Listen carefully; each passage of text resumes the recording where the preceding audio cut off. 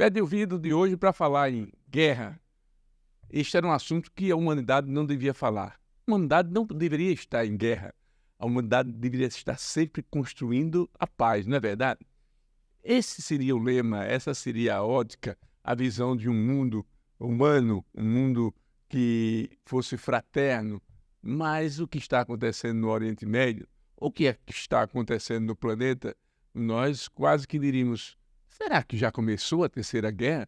Porque em várias partes do globo nós temos conflitos, e conflitos seríssimos. Mas o que a gente não esperava é o que aconteceu no Oriente Médio, a ação do Hamas, que muitos acham que não foi um ato terrorista. Foi sim um ato terrorista, não tenho que discutir esse sentido de que a prática do terror, a morte de inocentes, de civis, o ataque de surpresa, de toda forma de ação que acontecida, não invalida o posicionamento de que aquilo foi um ato terrorista e, portanto, deve ser repudiado por qualquer cidadão, por qualquer pessoa nesse mundo.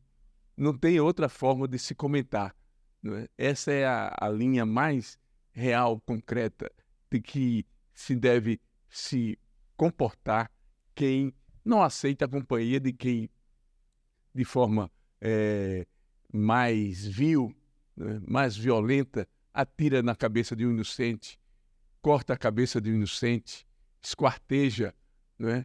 Atira em crianças, atira em pessoas idosas. Então, o ato foi um ato de terror, um ato terrorista.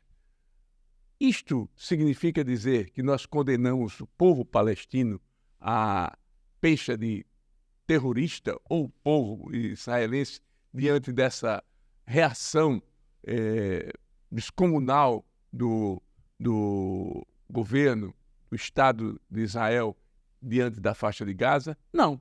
Há uma reação, até porque foi declarada uma guerra. E essa reação não pode ser descomunal, não pode ser de que você amanhã transforme toda uma população em gado. Isto haverá de ter os seus limites. E o limite é o do respeito à vida, ao ser humano. Mas há um conflito e Israel passou por uma situação, até porque o povo israelita sofre desde o Holocausto, uma situação de perdas e de traumas profundos na população.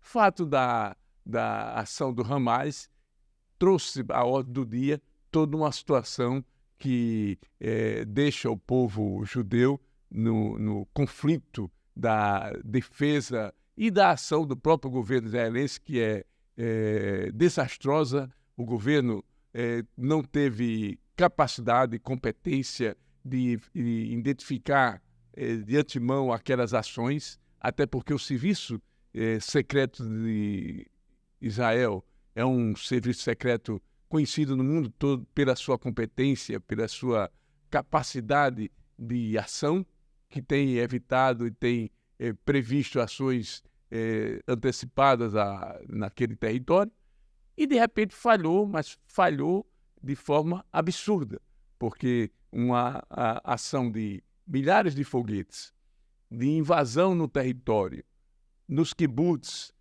em uma festa, inclusive uma festa de jovens que propagavam a paz. E não eram só jovens israelenses, né? Estavam lá brasileiros, americanos, ingleses, enfim.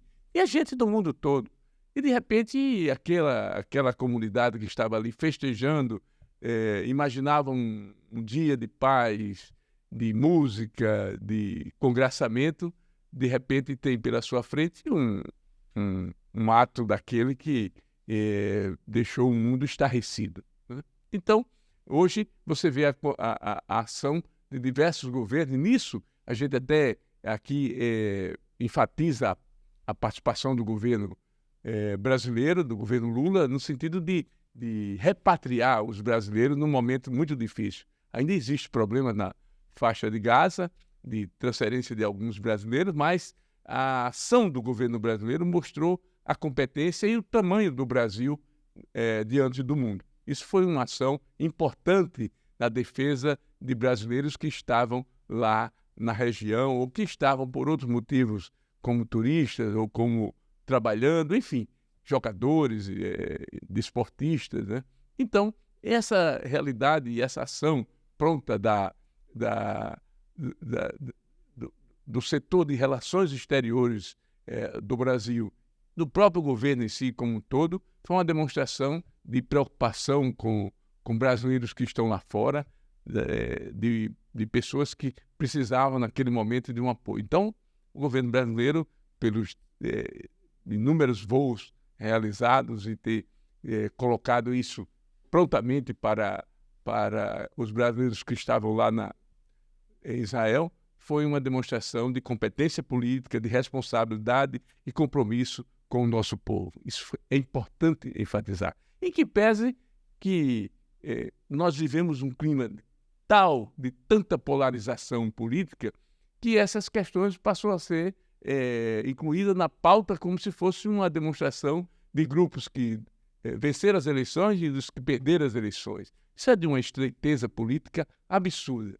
Essa não é uma questão que deve ser colocada, até porque, e é bom que se frise isso, que essa visão de imaginar que essa discussão da polarização política diante de fatos, e às vezes até por intolerância, por ódio na discussão política, porque política não se faz com ódio. Quando se faz política com ódio, termina numa situação e num quadro dramático desse que vive o povo israelita. Porque a questão palestina e a questão do povo de Israel não é de hoje.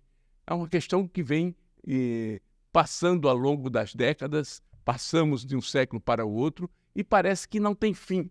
Parece que não é possível que dois estados possam conviver. Claro que dois estados podem conviver.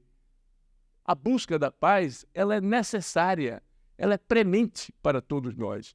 Eu conheço muito bem isso da ação, quando fui parlamentar, que presenciei, participei de inúmeras reuniões de grupos na defesa tanto do Estado de Israel como do Estado palestino. Em muitos momentos há esta discussão, o debate que os brasileiros e que entidades e o próprio setores da sociedade brasileira tiveram de abraçar tanto palestinos como israelenses, colocando inclusive na mesma mesa do debate político, dentro do Brasil, fora dele, mas participando na tentativa, na busca, que essa nós não podemos, em nenhuma hipótese, perder de vista, que é a busca pela paz, pela solidariedade entre os povos, que é impossível viver qualquer visão política de que seja apenas a da guerra, o do confronto, da intolerância de todo tipo, seja religiosa, seja política, ideológica, seja qualquer tipo de intolerância que o ser humano pode desenvolver, ela será drástica, ela será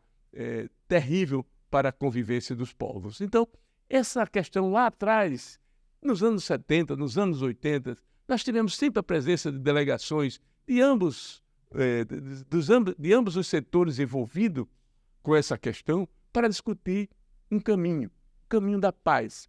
E esse Hamas não era um grupo amado, não era um grupo que adotava essas ações. Era um grupo, inclusive, que cuidava de forma social, de benefícios sociais para a população palestina.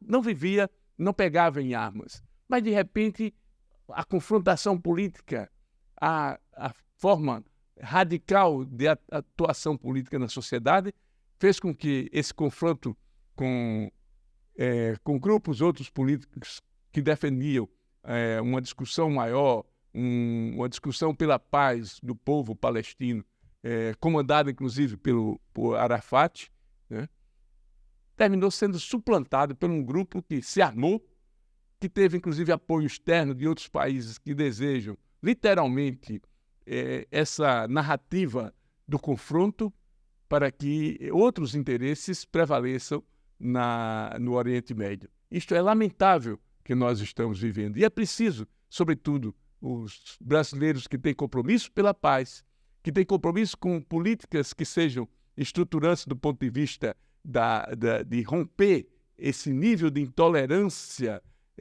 por parte de alguns segmentos políticos faça com que essas questões que estão lá hoje sendo colocadas num confronto aberto de guerra seja suplantado para que se objetive a paz em Israel. E olha que nessas questões tem algo assim que você começa a perceber como o discurso político está longe da prática política. Quer um exemplo? O Putin passou a solicitar um cessar-fogo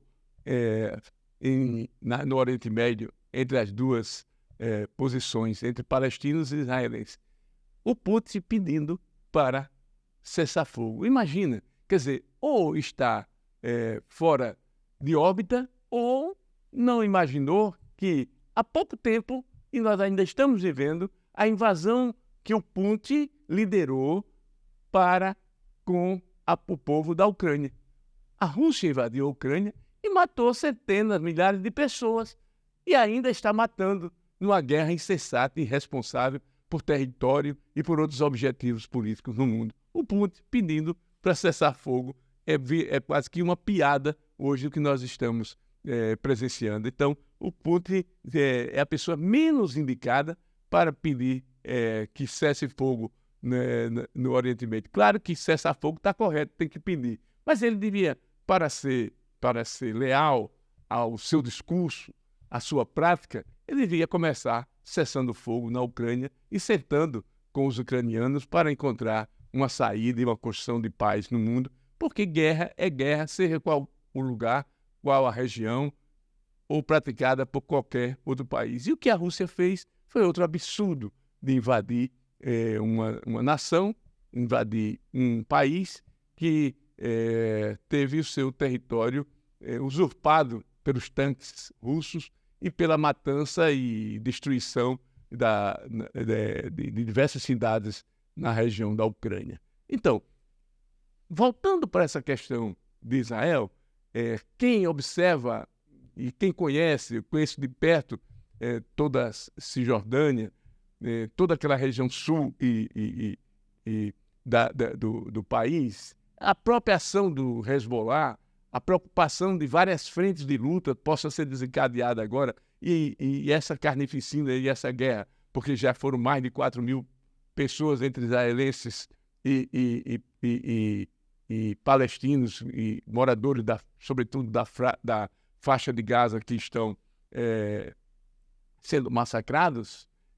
Isso deve aumentar a cada momento, que a guerra não acabou, o confronto não acabou. Agora, o Hezbollah, que é um grupo similar, parecido com o Hamas, resolve também colocar as unhas de fora e atacar e provocar um confronto com Israel, um confronto que é bom que se diga que também permanece naquela região em todo momento a bombas, mísseis que são jogados de ambos os lados. Então, quando o Hezbollah deveria ter uma ação na luta pela paz, fica difícil entender essa palavra paz. Por quê? Porque o que se pode colocar na discussão disso tudo é que o povo palestino e uma parte do povo palestino que é liderada pela Autoridade Nacional Palestina, né? Essa, inclusive, vem do processo de luta e de transformação e de debate nessa discussão política desde Arafat, né? Essa posição política tem sido massacrada pelo Hamas. Por quê? Porque é defensora da paz, do diálogo, da discussão política. Porque o Hamas tem uma questão bem concreta nisso tudo. É que o Hamas não admite, em nenhuma hipótese, em nenhum momento, qualquer possibilidade da existência do Estado palestino. Então, como é que pode se ter diálogo se eu quero massacrar o meu adversário? Quero primeiro matar, destruir, para ter qualquer discussão política, ou não, ou de dominação pura e simplesmente. Então, essa posição do Hamas levou a esse desastre político agora de um confronto militar de uma presença da força militar de Israel que é bem superior ao Hamas. Eles têm realmente uma capacidade militar muito grande, se prepararam para isso. Israel tem condições por conta da tecnologia que desenvolveu, e todo o seu desenvolvimento do ponto de vista científico e do desenvolvimento tecnológico que desempenha na região, fazer uma demonstração e ter uma demonstração militar bem superior na região ao Hamas. Agora, vai o Estado de Israel resolver responder da mesma forma, nas mesmas ações que o Hamas fez? Vai deixar de ser vítima nessa questão agora para se assemelhar a uma posição de confrontação que não interessa a busca da paz, que não interessa salvar a vida de milhares de pessoas que estão sendo colocadas em uma determinada região e eles ocupando a outra parte da faixa de Gaza. Claro que eles querem suplantar o Hamas, já tiveram no passado outros confrontos. Agora, eles não a posição israelense é muito de não querer deixar que o Hamas venha se reerguer dessa situação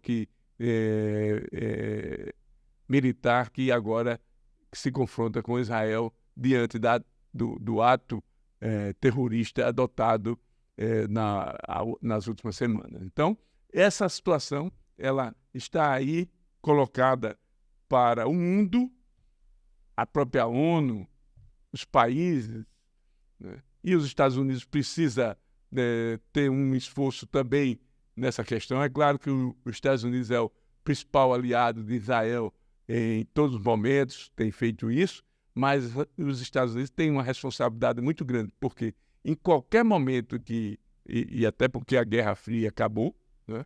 Os Estados Unidos se confrontou por esse caminho da supremacia do mais forte, se perdeu guerras. Em todos os momentos, os Estados Unidos teve isso lá no Vietnã, os Estados Unidos teve no Afeganistão, a ex-União Soviética também esteve nessa situação no Afeganistão. Primeiro foi, inclusive, a União Soviética. Agora você teve os Estados Unidos nesse confronto no Afeganistão, que tiveram que se retirar, porque achavam que a supremacia militar, a força bruta, poderia ser resposta para qualquer conflito dessa natureza, sobretudo de ocupação. Não é, e a história está aí, a gente tem que revisitar a história exatamente para buscar os exemplos que aí estão acontecendo. Então, é preciso cessar essa violência, não é? Para que, no mundo, essa concepção da política do confronto, da arrogância, da intolerância, do ódio, ela seja suplantada. É uma fase que, inclusive, nós estamos vivendo no mundo todo, de pouca participação e força política do diálogo. É isso que ocorre, inclusive, na ONU. A ausência da força do diálogo, do debate em busca da paz. A confrontação se restabelece em um mundo que já viveu uma primeira, já viveu uma segunda guerra mundial, e qualquer iniciativa para levar o mundo a essa situação será o fim do planeta. O planeta não vai suportar diante das tecnologias, das armas atômicas e de todo tipo de armas tão danosas à vida humana e à vida do próprio planeta, não é? Então, essa guerra tem que acabar. E ela tem que acabar superando, inclusive, que possamos ter e ver no mundo um amplo debate na construção da paz. Porque essas ações de violência, de intolerância, foram construídas pouco a pouco. Primeiro os grupos, a ocupação, o controle, o emprego, a sobrevivência. Foi assim que aconteceu na faixa de Gaza. E depois a prevalecência dos grupos armados, da força bruta, das armas, do ataque brutal, das ações de terror, como se isso fosse a única resposta de parte a parte, para se resolver uma questão de convivência, da livre convivência e do estabelecimento de paz entre os países, como nós conseguimos ver em outras regiões. Então, essa busca da paz é algo que se defende em qualquer lugar do planeta, mas precisa praticar.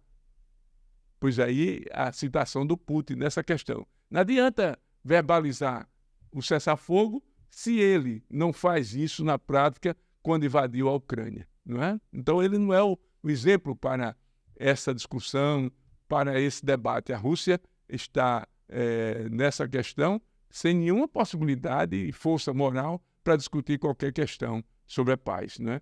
E observando essa visão de grupos violentos, nós temos a nossa guerra particular no Brasil, a gente não pode esquecer disso.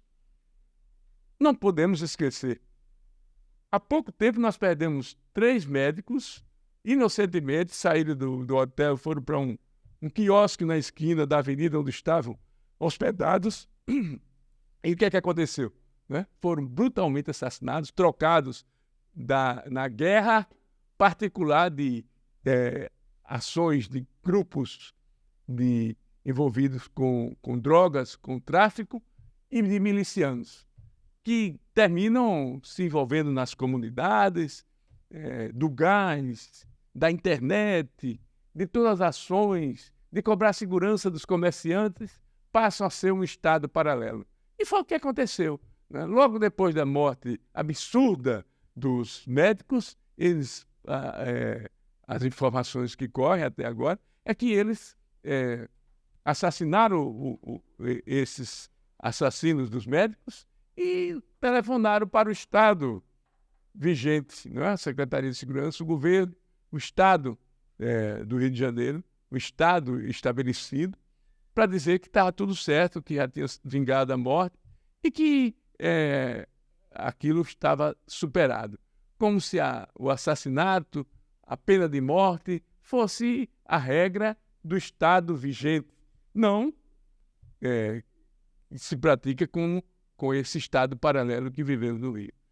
Essa guerra particular nossa está sendo objeto de grande impacto na sociedade, nos meios de comunicação. Por quê? Porque nós estamos acompanhando de perto algo que chama mais atenção na sociedade, que é esse confronto no Oriente Médio. Mas a nossa guerra particular, ela está aí estabelecida. Somente nos últimos dias, nós tivemos mais de 500 armas, fuzis, né, que foram apreendidos lá em ações policiais, em residências, inclusive, de classe média alta, de gente com dinheiro. Não foi na favela.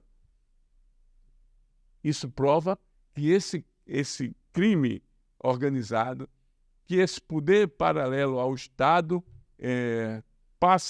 tem, sobretudo, uma ação muito forte hoje no Brasil.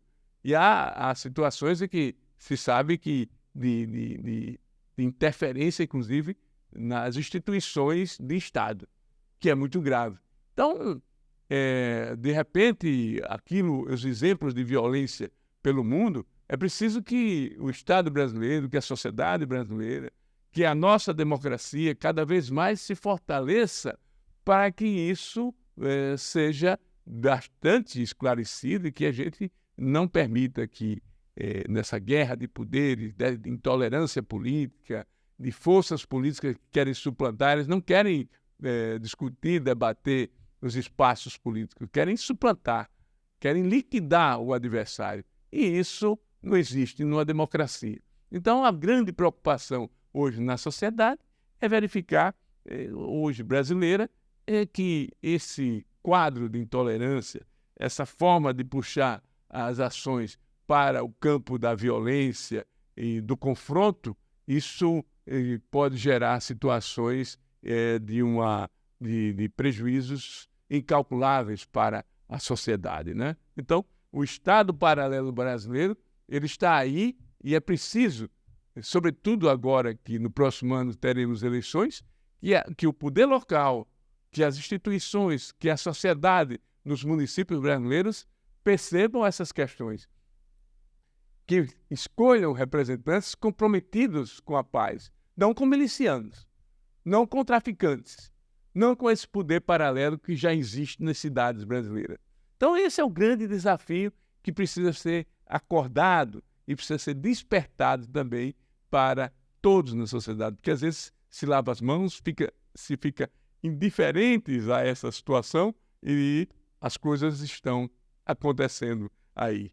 Por último, lembrar aqui algo também que tem a ver com essa guerra diária da vida, da luta pela vida no Brasil e no mundo, que é a luta pela defesa do meio ambiente, pela defesa do planeta, pela qualidade de vida do planeta, que é outra guerra que está ficando aí ao lado, não é bastante percebida pela população, mas os resultados estão sendo demonstrados no dia. A própria crise climática que vivenciamos é uma prova dessa preocupação que devemos ter. Recentemente, e nós estamos vivendo problemas seríssimos na região da Amazônia. O Manaus, quase que você não consegue olhar no horizonte, ou muito menos de um bairro para o outro, visualizar a cidade. Por quê? Porque incêndios, inclusive deles criminosos, né, têm prejudicado a vida da cidade e a vida da região e, consequentemente, a vida do planeta, né? Então, 62 pessoas foram já detidas. O governo tem se empenhado com brigadas, com ações, mas são ações ainda tímidas nessa questão. Esta é uma guerra e que não pode ser deixada de lado também, né? A guerra na luta contra o desmatamento, contra as queimadas que existem na região da Amazônia. E são queimadas provocadas, até porque, nos últimos dias, mais de 60 pessoas foram presas tocando, ateando fogo naquela região. Pessoas que criminosamente estavam fazendo a serviço de uma causa que é o desmatamento geral da nossa floresta, que é um crime, né, um crime absurdo, né, um crime contra a humanidade, porque cada vez mais nós estamos vendo as consequências desses absurdos que se faz com o meio ambiente.